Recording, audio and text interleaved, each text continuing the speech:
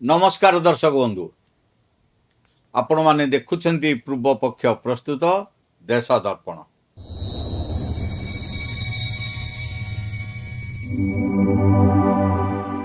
दर्शक बंधु वर्ष पर वर्ष पश्चिम बंगर राजनीति को नहीं देशर जो आलोचना हेउथिला सेथिरे बे आसीची एक एमिति ट्विस्ट जहा सीधा सड़क बांग्लादेशर राजनीति को भितरु भितरु दोहलै दैछि।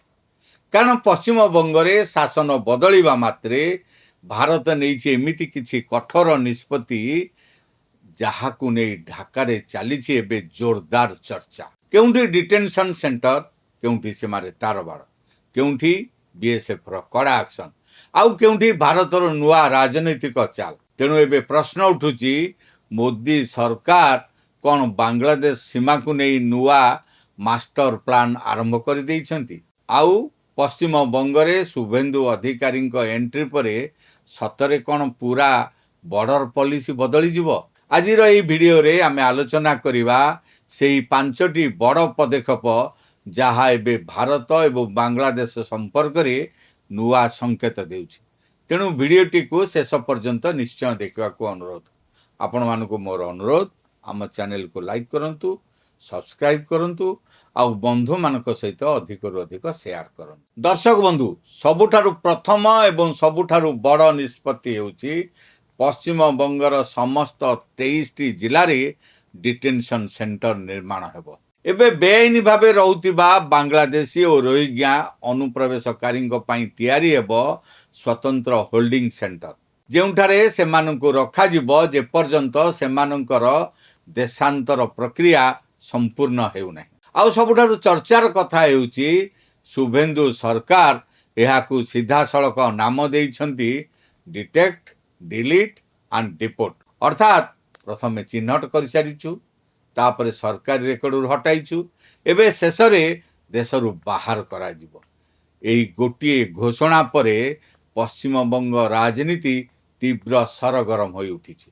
केवल पश्चिम बंग नुहे बांग्लादेशर राजनीति मध्य एहा सहित ताल देई गरम होई उठिछि। द्वितीय बड़ निष्पत्ति हला भारत बांग्लादेश सीमारे कड़ा फेंसिंग बा तारबाड़। शुभेन्दु अधिकारी मुख्यमंत्री भावे पश्चिम बंगर दायित्व नेबा परे बॉर्डर सिक्यूरिटी फोर्स बा बीएसएफ को दिया जाइछि 70 किलोमीटर जमी, जहा उपरे हेबो नुआ बॉर्डर फेंसिंग, सीमारे तारबाड़, नुआ आउटपोस्ट आउ पर्यवेक्षण भित्तिभूमि। एबे बीएसएफ कहूछि एथर बॉर्डर रे कोनोसी कॉम्प्रोमाइज हेबो नाही। सबुठारु बड़ कथा जहा खबर आसुछि बांग्लादेश बॉर्डर गार्ड किछि स्थान रे आपत्ति करिथिले, किंतु बीएसएफ सीधा मेसेज देइछि एहा भारतर सुरक्षार प्रश्न।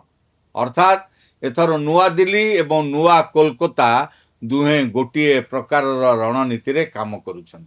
द्वितीय निष्पत्ति सबुठारु अधिक कूटनैतिक महत्व रखु। भारत सरकार एबे भारतीय विदेश सेवार अधिकारी नुहे, बरं पूर्वतन रेलवाई मंत्री दिनेश त्रिवेदी को बांग्लादेशर नुआ हाई कमिशनर भाव पठाई। यह केवल एक साधारण अपॉइंटमेंट भाव देखा जाऊ नाही, कारण दिनेश त्रिवेदी पश्चिम बंगर राजनीति को अत्यंत भल भाव बुझंती।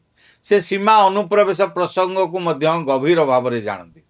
तेणु पॉलिटिकल एक्सपर्ट कहउछंती मोदी सरकार एथर ढाका रे एक हार्ड नेगोशिएटर को पठाई। किंतु दर्शक बंधु सबुठारु अधिक चर्चा हेउछि एई चतुर्थ पदक्षेप को नै। बांग्लादेश जीवा पूर्वरु दिनेश त्रिवेदी भारतीय सेनाध्यक्ष जनरल उपेंद्र द्विवेदी सहित एक स्वतंत्र बैठक करथिले। एबे प्रश्न उठुछि जने हाई कमिशनर आउ जने आर्मी चीफ मध्य रे एते गुरुत्वपूर्ण बैठक काहेकि। एहा पछरे कारण हेउछि बांग्लादेशर राजनैतिक अस्थिरता। शेख हसीना सरकार हटिबा परे सेठारे किछि कठोरपंथी शक्ति एबे एक्टिव होइथिबा आलोचना हेउछि। आउ भारत कोनोसी रिस्क नेबाकु चाहनै, सेथिपई दिल्ली एबे डिप्लोमेसी सह सिक्यूरिटी कोऑर्डिनेशन को मध्य समान गुरुत्व देउछि। एबे आसंतु सबुठारु शेष एवं सबुठारु पावरफुल मेसेज उपरे आलोचना करिबा। भारतर पूर्वतन हाई कमिशनर ପ୍ରଣୟ ବର୍ମା ଢାକା ଛାଡ଼ିବା ପୂର୍ବରୁ ବାଂଲାଦେଶର ପ୍ରଧାନମନ୍ତ୍ରୀଙ୍କୁ ସିଧା ସନ୍ଦେଶ ଦେଇଥିଲେ, ଭାରତ ସହଯୋଗ ଚାହୁଁଛି, ବ୍ୟବସାୟ ଚାହୁଁଛି, ଭଲ ସମ୍ପର୍କ ଚାହୁଁଛି, କିନ୍ତୁ ଭାରତ ସୁରକ୍ଷା ସହ କୌଣସି କମ୍ପ୍ରମାଇଜ୍ କରାଯିବ ନାହିଁ। ଏହି ଗୋଟିଏ ବାକ୍ୟକୁ ନେଇ ଏବେ ଦକ୍ଷିଣ ଏସିଆର ପଲିଟିକାଲ ସର୍କଲରେ ଜୋରଦାର ଚର୍ଚ୍ଚା ଚାଲିଛି। ତେବେ ଦର୍ଶକ ବନ୍ଧୁ, ପଶ୍ଚିମବଙ୍ଗରେ ଶାସନ ପରିବର୍ତ୍ତନ ପରେ ଭାରତ ଓ ବାଂଲାଦେଶ ସମ୍ପର୍କରେ ଏକ ନୂଆ ଅଧ୍ୟାୟ ଆରମ୍ଭ ହୋଇଛି। ବର୍ଡର ସିକ୍ୟୁରିଟି ଠାରୁ ଡିପ୍ଲୋମାସି ସବୁଠି ଦେଖାଯାଉଛି ନୂଆ ନୂଆ ରଣନୀତି। ଏବେ ସବୁଠାରୁ ବଡ଼ ପ୍ରଶ୍ନ, ଭାରତର ଏହି କଠୋର ନୀତି ସତରେ କ'ଣ ଅନୁପ୍ରବେଶକୁ ରୋକିପାରିବ, ନା ଏହା ଆଗାମୀ ଦିନରେ ଦୁଇ ଦେଶ ମଧ୍ୟରେ ଆହୁରି ବଡ଼ ଡିପ୍ଲୋମାଟିକ୍ ଟେନସନ୍ ସୃଷ୍ଟି କରିବ? ଆପଣମାନଙ୍କର ମତ କ'ଣ? ଆମକୁ କମେଣ୍ଟ ବକ୍ସରେ ନିଶ୍ଚୟ ଜଣାନ୍ତୁ। ଭିଡ଼ିଓଟି ଭଲ ଲାଗିଥିଲେ ଲାଇକ୍ କରନ୍ତୁ, ବନ୍ଧୁମାନଙ୍କ ସହିତ ଅଧିକରୁ ଅଧିକ ସେୟାର କରନ୍ତୁ। ଆଉ ଦେଶ ବିଦେଶର ଏଭଳି ଗୁରୁତ୍ୱପୂର୍ଣ୍ଣ ପଲିଟିକାଲ ଆନାଲିସିସ୍ ପାଇଁ ଆମ ଚ୍ୟାନେଲ ପୂର୍ବପକ୍ଷ ଏବଂ ପୂର୍ବପକ୍ଷ ପ୍ରସ୍ତୁତ ଦେଶ ଦର୍ପଣକୁ ସବସ୍କ୍ରାଇବ୍ କରିବାକୁ ଭୁଲନ୍ତୁ ନାହିଁ। ଏଇଠି ଶେଷ କରୁଛି ଆଜିର ଅଧ୍ୟାୟ। ରହୁଛି, ନମସ୍କାର।